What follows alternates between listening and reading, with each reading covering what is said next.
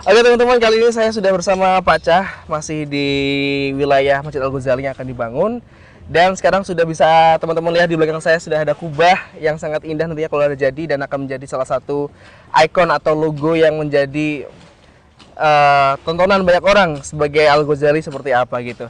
Dan kali ini mungkin bisa cerita dulu Tat, sejarah atau siroh ya kalau bahasa Arabnya ya, dalam pembangunan masjid ini. Siapa yang menginisiasi, siapa saja yang terlibat dalam pembangunan Masjid Al-Ghazali? Oke Mas Billy, jadi tahun 2019 ya awalnya itu Ustadz Ghazali Mukri itu mengajak berbincang beberapa orang. Ada saya, lalu ada beberapa teman yang lainnya, yang beliau menyampaikan keinginan untuk membuat masjid dan sekaligus pesantren. Lalu akhirnya kita mulai diskusi, ngobrol-ngobrol di mana lokasinya. Ternyata beliau sudah punya tanah di sini ini namanya daerah Grojogan, kecamatannya Banguntapan, kabupatennya Bantul, daerah istimewa Yogyakarta. Jadi tanah ini sudah beliau beli, lalu beliau berkeinginan bahwa tanah ini karena persis berada di pinggir jalan kabupaten ya, jalan yang cukup besar dan padat gitu jalannya itu, sehingga memang memerlukan sarana ibadah. Selain sekaligus bisa digunakan untuk pondok pesantren, karena beliau memang dari pesantren Ustadz Ghazali itu, sehingga punya keinginan yang kuat untuk memiliki pesantren. Lalu kita mulai diskusi beberapa orang waktu itu, lalu kita, kalau boleh saya sebut namanya, ada Pak Fairuz Abdussalam, ada Pak Iwan Akbar, ada Pak Budi Dewantoro, ada Ustadz Ma'ruf Amari. Itu beberapa orang yang diajak berbincang di awal-awal tahun 2019 itu. Kemudian akhirnya mulai mengerucut bentuk bangunan seperti apa, fungsinya untuk apa saja.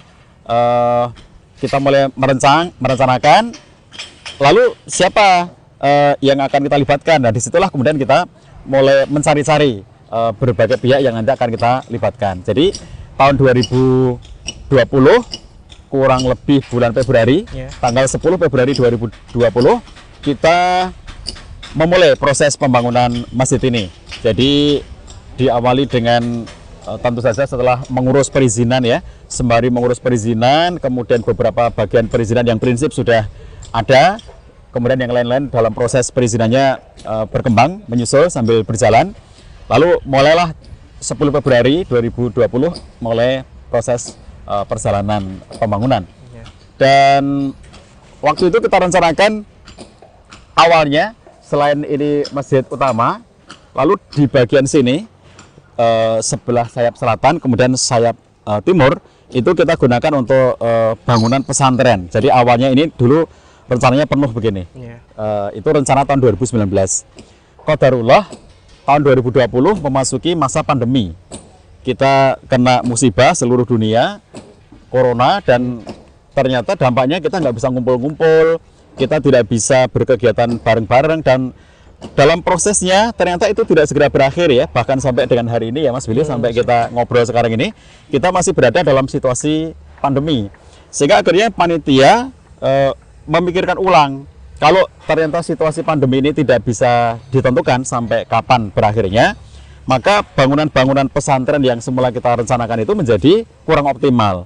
Akhirnya kita putuskan untuk tidak jadi dibuat bangunan-bangunan pesantrennya itu sebelum pandemi selesai. Jadi akhirnya yang sebelah timur ini kita buat kosong, lalu di bagian ini sayap selatan ini sekarang kita ubah fungsi, yang semula kita gunakan untuk bangunan pesantren. Nanti rencananya kalau pandemi sudah selesai, kemudian sudah memungkinkan untuk adanya kegiatan-kegiatan yang kumpul-kumpul gitu, maka bangunan pesantren akan kita wujudkan di tempat yang lain di sekitar sini.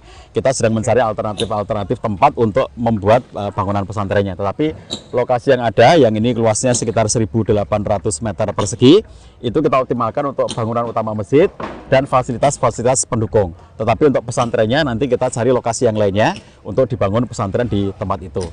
Nah, kurang lebihnya seperti itu Mas Billy, awal-awal proses pendiriannya.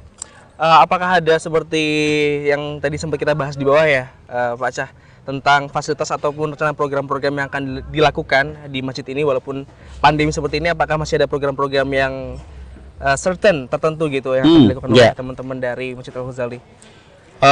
Jadi akhirnya kita memang harus realistis bahwa kita belum bisa membuat pertemuan-pertemuan yang sifatnya berkumpul banyak orang, sehingga dengan situasi pandemi ini sembari proses pembangunan tetap berjalan, teman-teman melihat tukang-tukang masih banyak ya di tempat ini, kita mulai melakukan proses dakwahnya secara online. Jadi secara online kita melakukan kajian-kajian. Ustadz Ghazali sebagai owner dari masjid ini dan ustadz-ustadz yang lainnya yang terlibat dalam proses dari awal kepanitiaan itu juga sudah kita mulai dengan dakwah diantaranya melalui Go TV yang sahabat lihat pada saat sekarang ini. Juga kemudian kedepannya nanti setelah semuanya menjadi normal situasi pandeminya, kita akan melakukan kegiatan-kegiatan yang sifatnya memang offline sebagaimana sebelum pandemi dulu. Kita mengadakan kegiatan-kegiatan di masjid itu. Kalau ini sudah jadi nanti kita prediksi, kita perkirakan bulan Agustus 2021 ini masjid ini sudah bisa berfungsi, sudah bisa kita gunakan. Maka kita akan menggunakan di masjid ini selain sholat Jumatan, nanti ketika Ramadan kita gunakan untuk kegiatan-kegiatan Ramadan, bisa juga untuk sholat Idul Fitri karena lahan kita sangat luas. Kita juga membuat berbagai macam proses edukasi. Selain majelis taklim, kita di sini nanti punya beberapa jenis diklat yang kita tawarkan kepada masyarakat secara luas. Ada diklat haji dan umroh karena Ustadz Ghazali Mukri membimbing ada Al Ansor Tour untuk haji dan umroh plus, kemudian ada Bina Umat yang itu digunakan untuk bimbingan haji reguler. Nanti akan kita buat di masjid ini diklat haji dan umroh. Jadi bagi Bapak Ibu masyarakat sekitar maupun masyarakat dari berbagai tempat yang lainnya yang berkenan untuk mengikutinya, bisa mengikuti diklat haji dan umroh supaya mengerti bagaimana haji, bagaimana umroh. Jadi kalau bagi masyarakat yang belum melaksanakan haji maupun umroh, bisa berbekal terlebih dahulu dengan mereka belajar mengikuti diklat. Lalu ada lagi namanya diklat keluarga sakinah. Diklat keluarga sakinah itu kita membina masyarakat, membina keluarga supaya mereka menjadi keluarga yang sakinah mawaddah warahmah. Keberadaan masjid ini kita berharap memiliki dampak positif agar keluarga-keluarga masyarakat di sekitarnya itu menjadi masyarakat keluarga yang sakinah mawaddah warahmah. Lalu kita memiliki juga perpustakaan yang kita gunakan untuk pusat pembelajaran.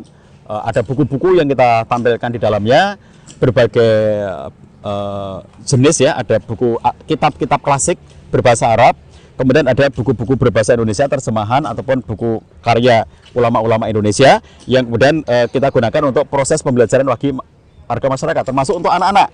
Segmen anak-anak kita hadirkan dengan di perpustakaan itu ada ensiklopedi khusus anak-anak, sehingga warga sekitar bisa datang ke perpustakaan bawa anak-anaknya belajar bersama, membaca ensiklopedi yang itu kita siapkan untuk segmen anak-anak. Untuk segmen remaja juga kita siapkan buku-buku khusus untuk remaja sehingga mereka sudah bisa mengakses dan kemudian mereka bisa belajar bersama.